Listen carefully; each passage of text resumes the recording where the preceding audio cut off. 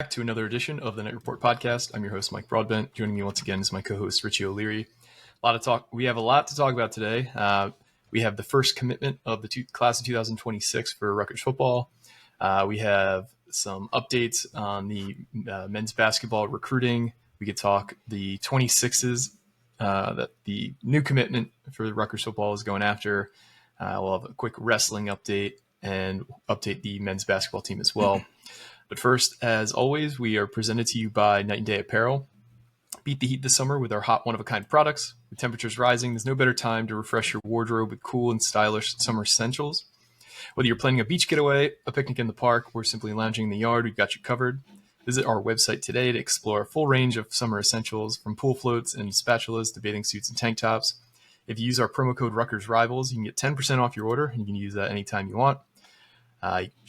They also have the Block R pool floats coming back very soon. Apparently they'll be back, according to their social media, early July. So keep on the lookout for those. Shop now and keep chopping.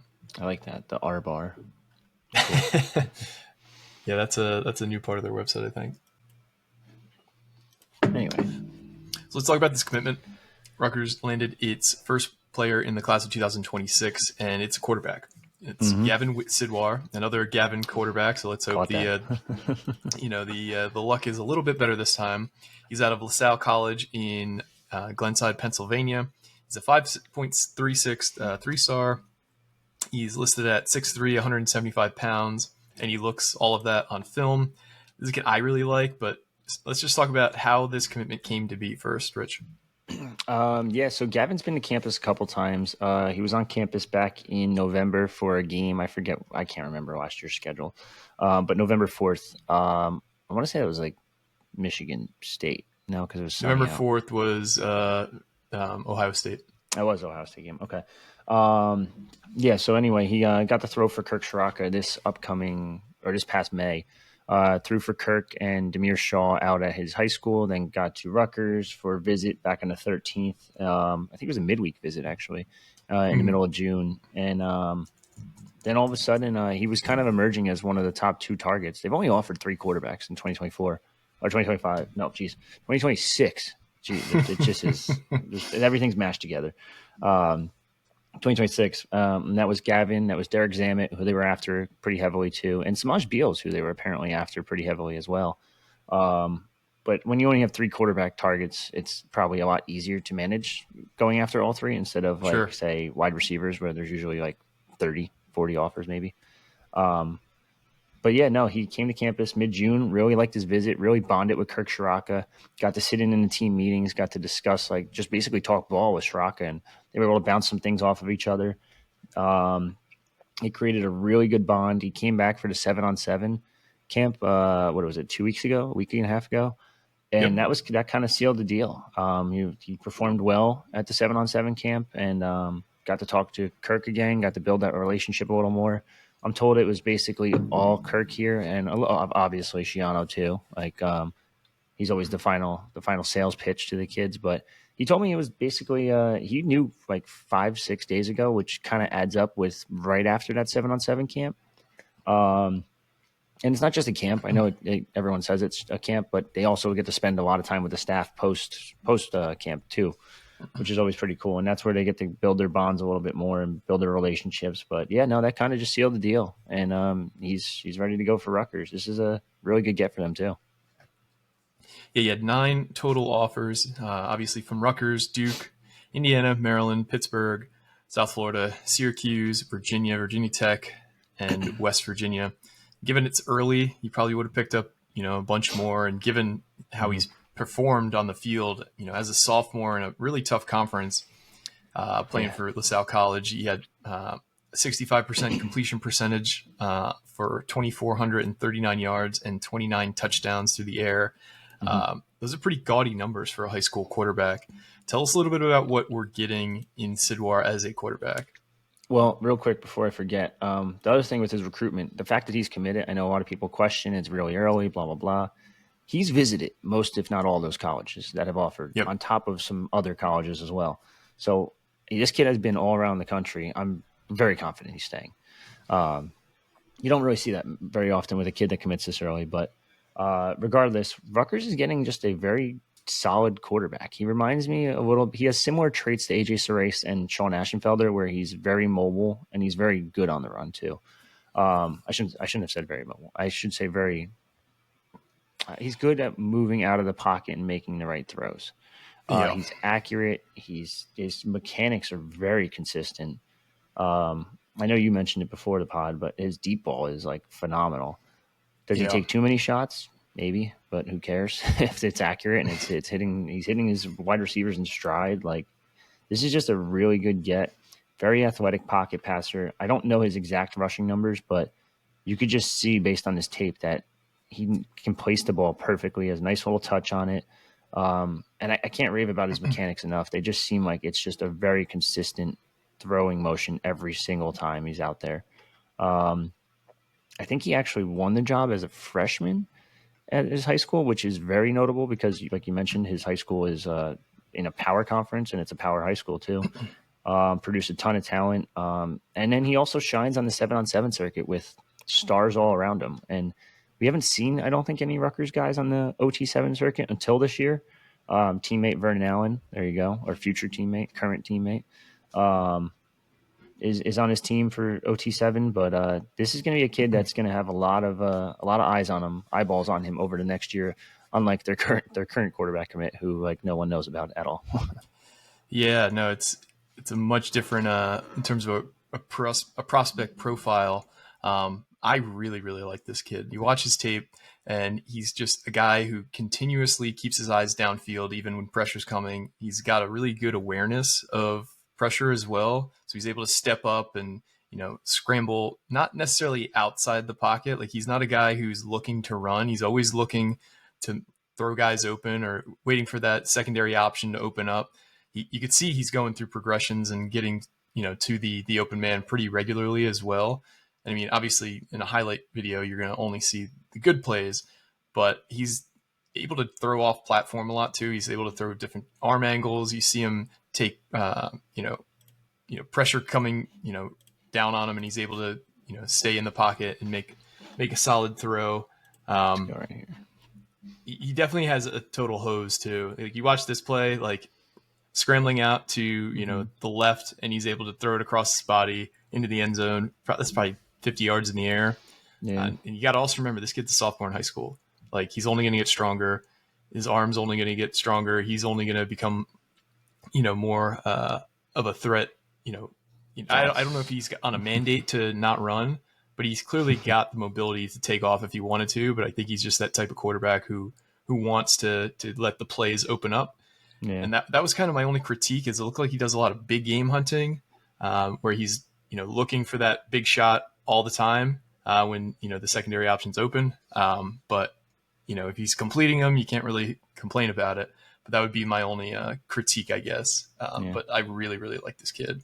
Kurt Schrocker's offense, get ready to learn check down, buddy. Yeah. Get ready to learn, 8 yards in cutting slants. Basically. But he has mobility. Like, I know you said maybe they told him not to run, so maybe that's what it is. But he seems like he's pretty mobile and has athletic traits to him. Like, he's got good size too, like really good size at 6'3". Yep. And that kind of is going. It's interesting how they're recruiting quarterbacks, because AJ Sarace was kind of like 6'2", but still bulky dude. Sean Ashenfelder seems like more athletic type, and then this kid seems like more of a pocket passer. So they're kind of adding all these different threats at that quarterback room. But 6'3", 185, that's great size for a high school sophomore.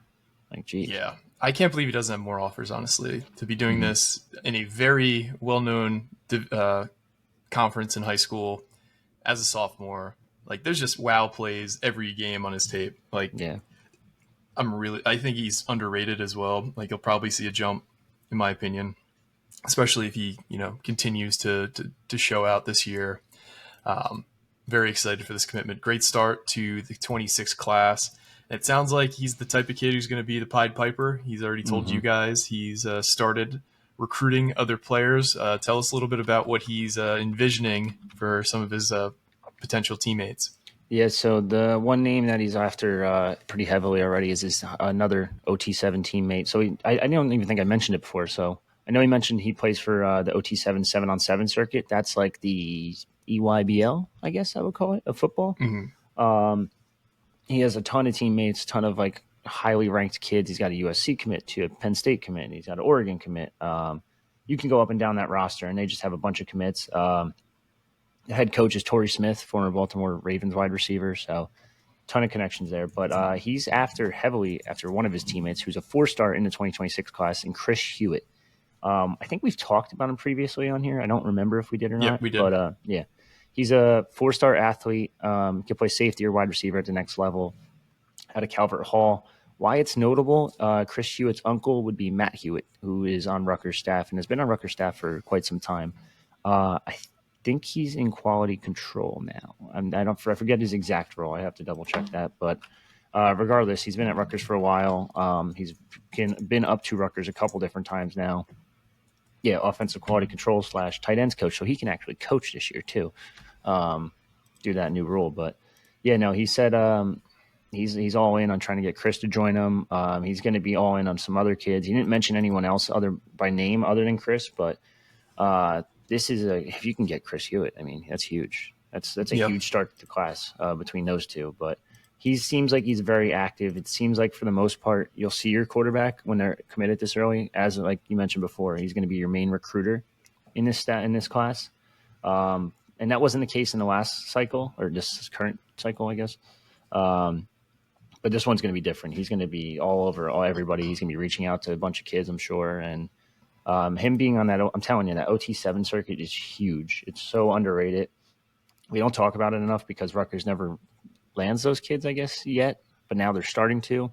But this is on it's on the NFL Network. It's on ESPN, ESPNU. This is going to be a huge boost for Rutgers recruiting in general. Just to have a quarterback out there, especially if he's going to look good out there versus some top comp, it's going to be huge. Yeah, you love to hear that.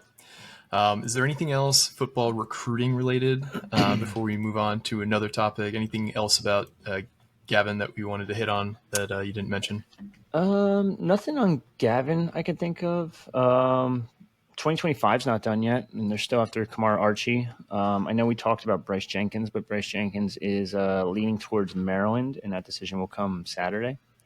Okay. I'd be shocked if it wasn't Maryland. I know Maryland is the heavy favorite going into that one. So it sounds like they're done at D-tackle. Sounds like it's basically maybe an offensive lineman if they want one. And that would be Jaden Mann. He's the last one on the board for them. And then Kamar Archie. You get Kamar Archie and then maybe just wrap it up. Wait to see what happens for senior seasons. And you always see a couple guys just make a big leap from that junior to senior and then boom, offer. Gotcha. So let's talk about some basketball recruiting then. Rough day yesterday for the Scarlet Knights. They had 2 targets that had announced that they were going to make their college decision on July 1st, which was yesterday. One was Jaylen Harrell, who we kind of knew was leaning away from Rutgers. He ended up going to Providence. Mm-hmm. So not a whole lot to talk about there because we kind of were prepared for that. But the other, Dorian Jones, we had been hearing Rutgers was, not only doing well, but the likely landing spot basically till the 11th hour, and then he ends up going to Ohio State. Let's kind of talk through what happened in that recruitment as far as what you know. Yeah, so this is like a giant kick in the nuts for Rutgers. This is a combination of stuff I've learned and what also we've read from Troy Donovan. But basically, Dorian Jones was locked up to Rutgers. He told Rutgers he was coming, told Rutgers he was committing. It got to the point where, like Troy reported yesterday, that he even asked Rutgers what shirt he should wear for the commitment ceremony. Wow. And it's like, it's insane. He wasn't a take for Ohio State originally, and now some people have even asked me this on the boards, but they're like, how is the number 60, whatever he was, 67, 68, overall kid not a take for Ohio State? Now, that's where it's not crazy when you read more and more about his game. Like, he's not a true scorer. Name of the game is offense in all basketball right now. He's an actual defender, like a legitimate defender. He's a defense-first kid. He doesn't score a ton. If you look at his EYBL numbers, he's averaging 7, 1, and 2. Not even 7 points per game, 1 rebound per game, and 0.2 assists per game. And that's in 20 minutes of play. So number one, not good. Number two, not many people want a defender type. Like they don't care anymore. You can teach a kid the basics of defense and like, yeah, cool. An elite defender is pretty good, but at the end of the day, I'm not going to go out of my way to go get an elite defender. So he wasn't a take for Ohio State. And then last minute, Ohio State reached back out and they're like, hey man, like we'll take you.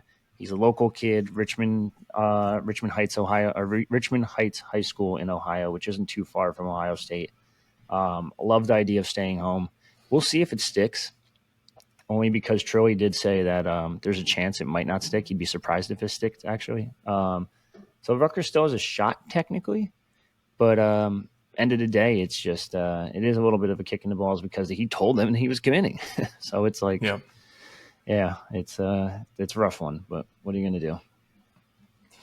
Yeah, it's a bummer, and that's why these things are so tenuous. Like, you could have a kid, tell a staff that he's coming, and you put a future cast in because that's what's been reported and what's been told to you, and then he ends up doing something different. Like, you just can't really know until you know. And there's an example of that kind of biting your nipping your your hit percentage in the butt there, because it's going to take you down a bit. Just a bummer. Well, what are you going to do? But it is it's just recruiting nowadays, and I know everyone wants to blame NIL mostly, but in recruiting nowadays, especially with NIL, it's just this thing can change like that. Like it's crazy. Yep. It just, the 11th hour off the top ropes bag toss happens more than you'd like it to happen. Which is unfortunate, but Rutgers, they're gonna bounce back. I have no doubt. And the 25 class, while we don't have any commitments yet, you got to imagine, if the performance is what we're expecting on the court this year, I don't think they'll have any problem attracting some top talent in the 25 class. I know another guy that they were in the lead for, arguably, for a long time, Nigel James. That's another guy that it sounds like he's going to be leaning elsewhere now. He was future cast a couple places to go to Marquette.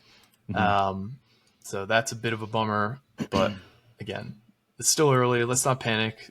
I think Peichel and company have shown at this point they deserve, all the benefit of the doubt, given the recruiting pelts they got on the wall at this point. But speaking of basketball recruiting, we have one coach who's jet setting around the world once again. Smoke Williamson is in Turkey right now for the FIBA U17 World Cup, which started, I believe, yesterday. There's not many targets that have been heavily connected to Rutgers in this one. There's a few guys that Rutgers has offered on the Team USA, AJ DeBansta being the headliner there. He's the number one player in the country and arguably the best player in high school basketball. There's one other kid, Sinak is his last name. Chris Sinak, who Rutgers has offered, who's the 16th ranked kid in the country. Some other interesting names in Turkey, but what's your vibe on what Rutgers is doing at the FIBA World Cup? I mean, we talked to AJ DeBansta about 3 weeks ago. He said some good things about Rutgers. He said Rutgers is trying to get him on a visit, and I think this is Smoke just going all out, trying to do whatever he can. I wouldn't be shocked if that kid actually ended up like taking a visit to campus, but I will be shocked if he ever ends up a Scarlet Knight. He's a kid that's moved around to multiple high schools, just basically trying to get the biggest bag possible, it sounds like. Unless someone has like a mill just laying around, and I don't even know if a mill will do it, to be honest with you, then I don't see him going to Rutgers. I think it's going to take a lot of money, number one. And number two, I think it's also going to take a huge run in the tournament next year, whether it be maybe Final Four. So if put together a Final Four run, maybe offer a kid 1.2 mil. And then it's like, hey, okay, maybe you have a shot. Other than that, it's going to be very, very tough. I know he's not leaning anywhere right now, but he just seems like he's big bag hunting, and that's fine. A lot of kids, his ranking, I would do it personally. Just give me $1 million for 8 months of play, and then I'm going to go to the league and go make another couple mil. Like, how do you say no to that? But Yeah, exactly. Chris Senack too is kind of interesting. Senack, I think it's Senack. I think you're right on that. He's in Louisiana kid, and it sounds like he's leaning LSU, or he's been leaning LSU for a while, but he still wants to take some visits before making that decision. So maybe Rutgers can convince him otherwise. Other than that, there's some notable names on that team, like the Boozer brothers, but they're not going to go to Rutgers. They're probably going to go to Duke, if I had to guess. There's like notable names, but they haven't offered anyone else on that team. So that's why it's interesting that Smoke Williamson's out there. The games are in Turkey, and we've heard previously that Rutgers was targeting a Turkey prospect in the portal, but it sounded like that was Burke Buchenscheil, something like that. Yeah. He ended up in Nebraska, but it's possible they could just be looking at other targets in other games. Like I'm sure he's not going there just to watch one game of basketball and then be like, yeah, I just saw USA obliterate China this morning, but I don't care about the rest of the games. Like he's going to watch the other games. Maybe Italy. Like I know the Brunetto kid who we mentioned on the boards. He's not on the Italy team, but that's another name for that 13th ship. They don't seem like they're in any rush to fill that 13th scholarship, but this also could be a chance to offer some younger guys. I know Italy also has one of the Turkaloo brothers. Jeez, I can't talk. And obviously he was a hell of a 3-point shooter. So maybe his younger brother's pretty good too. I think he averages like the second most points on the Italy team, but there's a lot of dudes out there. There's so many countries out there with so many young kids. So, I mean, see what's out there and maybe throw a couple new offers. Yeah, and another kid that we had previously talked about, I believe, was it the U19? What was the one that Acuff and McKinney were in? Was that the U19 like the North American Championship or something like that? Yeah, AmeriCup. Is that what it was? The AmeriCup. So that was North and South America. So a guy that we were kind of intrigued by in that was Tyler Kropp, who plays his high school ball in Ohio. He's on Dorian Jones's AAU team, and he led that tournament in scoring. And we're only 2 or 3 games in for a lot of these teams, but Tyler Kropp, once again, leading the tournament in scoring, 27 points a game, 7 rebounds a game. He's a 6'8" power forward. Like I said, plays his high school ball at Olentangy Liberty High School in Powell, Ohio. So this is a guy that the staff has now had multiple eyes on in multiple tournaments. So keep an eye out for Tyler Kropp. They don't have an offer out to him yet. He's a class of 2025 kid, but I mean, he's going to have some major attention, in my opinion, shortly, given these performances he's had internationally. Yeah, that actually was the under-17 team. They just had a different roster for the AmeriCup versus the World Cup. But got it. Another kind of little tidbit about this team: one of their they only have 3 coaches. One of the assistant coaches is Chet Mason. If you might have heard of him before because he coached Antoine Woolfolk. So there's a Rutgers connection, sort of. Gotcha. Yeah, just notable. That's really it. Let's transition to some basketball team talk. We didn't talk about that. Rutgers is a little bit injury bitten right now. Obviously, we've already talked about Dylan Harper getting the elective knee surgery. He'll be back in August. But Rutgers suffered another injury recently in Tyson Acuff, who broke his foot. He'll be out 3 months. They're expecting him to come back for the start of the season or the start of training camp or whatever they call it. It sounds like it was a clean break. They're putting a good spin on it, but obviously not something you want from a guy coming in his first and only year to the program. Bit of a blow for sure. Hopefully he's back and 100% because these foot injuries can sometimes linger for a basketball player given how important foot health is for a hooper. What are you hearing about Tyson Acuff's injury? Yeah, it's not as serious as it sounds. It's definitely a broken foot. Like that's a fact. But yeah, he's going to miss a couple months. And put it like this, there's a lot worse scenarios than that one. For it to happen to a veteran guy, foot injuries are tough because like they don't always bounce back correctly. They could be lingering. Like we've seen it with Sam Brown, for example. That was a foot injury, and it lingered here and there, and it took them a whole year to come back. Yep. They don't really have time for a whole year. So but it doesn't sound that serious. It sounds like I don't want to say it. I'd almost rather happen to a veteran than a freshman, but that's fine. Or like a young guy. I think he'll bounce back fine. I think he'll be okay. He'll be good for the season. Now, this was a guy I think was going to be their sixth man, like their go-to sixth man. Now, this is where things start to change a little bit in terms of rotation. I know Tyson was playing a little bit of the one in practice. So this is where Jermichael Davis type, and this is where this depth is going to help you a ton too. This is where Jermichael Davis is probably going to get more minutes early on. And he's going to have to fill that void.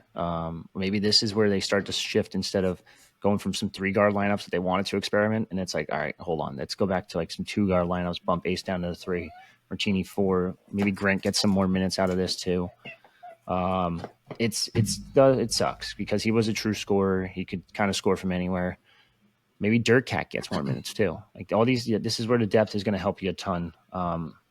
Because you're going to get bumps and bruises throughout the season, regardless of whoever you play. So to have this depth is going to be huge, but I think he'll bounce back. It's just going to take some time. I don't expect him to come back and immediately be like, oh, 6 man, like 12 points a game, here we go. And it's like, no, like give him some time. The nice thing is out of conference play, I know it's tougher than it normally is, but you have some time before you have to really ramp it up before Big Ten play and even some of the tougher out of conference games. Yeah, no, it's not an insurmountable injury, but it's definitely not ideal either. Hopefully he comes back and doesn't have any kind of complications, but not something you want happening either. Bit of a bummer. Just get him back before those that Players Era tournament and a week before that, just to warm up a little bit, and that's all that matters. Yeah. So that's kind of all I got on basketball. Is there anything else hoops related that you wanted to touch on? Ooh, I got one little thing. Got a little tidbit. Apparently, there's two rumors. One rumor is that the NCAA is looking into potentially making this season the first season where players can wear any type of shoe, whatever they want. Doesn't matter what their school is affiliated with. So that's where it gets interesting because Rutgers has actually a couple players like this. So number one, they have Dylan Harper, who's signed with Nike.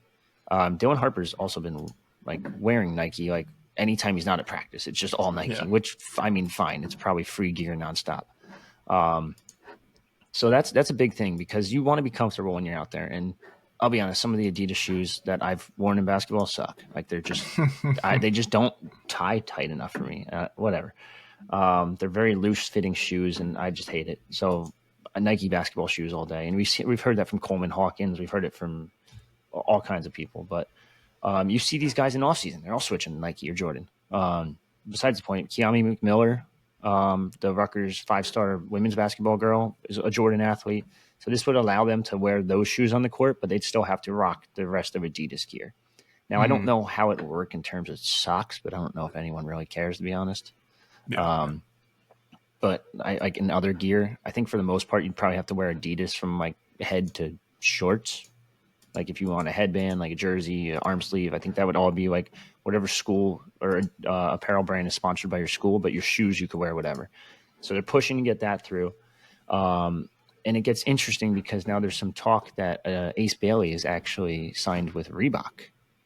And you heard that correctly. Not Nike, not Adidas, not Jordan, Reebok. Not even Puma. Reebok.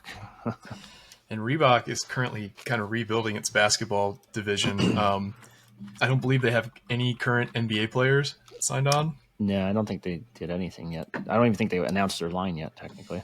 Yeah, but they did announce their president of basketball operations is Shaquille O'Neal, who, if you remember correctly, was one of the big Reebok athletes back in the day. That those big, huge like Shaq Fu shoes. Reebok had some dudes back in the day. AI, the Answer shoes were like super popular when I was a kid. That's really the one that jumps out, Shaq and AI. But we'll see. I mean, we've seen some interesting signings the past few years because I think Nike is clearly like the number one for a lot of these kids, but it's really hard to get a Nike signature shoe. They have so many guys that you kind of, I imagine, feel like, a lower level priority unless you're a superstar.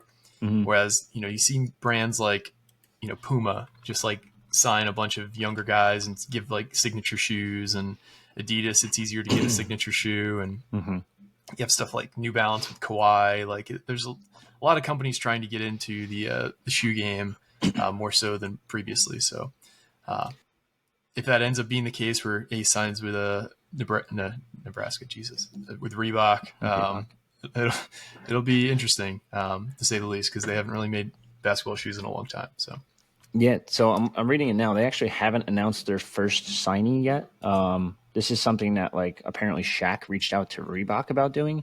And I don't know if I know you've probably watched it, but the movie Air, Yep. they take a chance on a guy named Michael Jordan.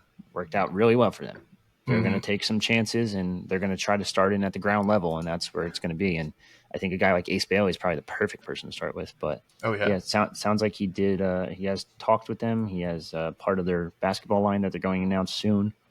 John Wall was another one. Dominique Wilkins, Muggsy Bogues, O'Neal, like himself. Interestingly enough, Montrezl Harrell still wears Reeboks. Apparently. Really? Yeah, of all people. That's just a random one.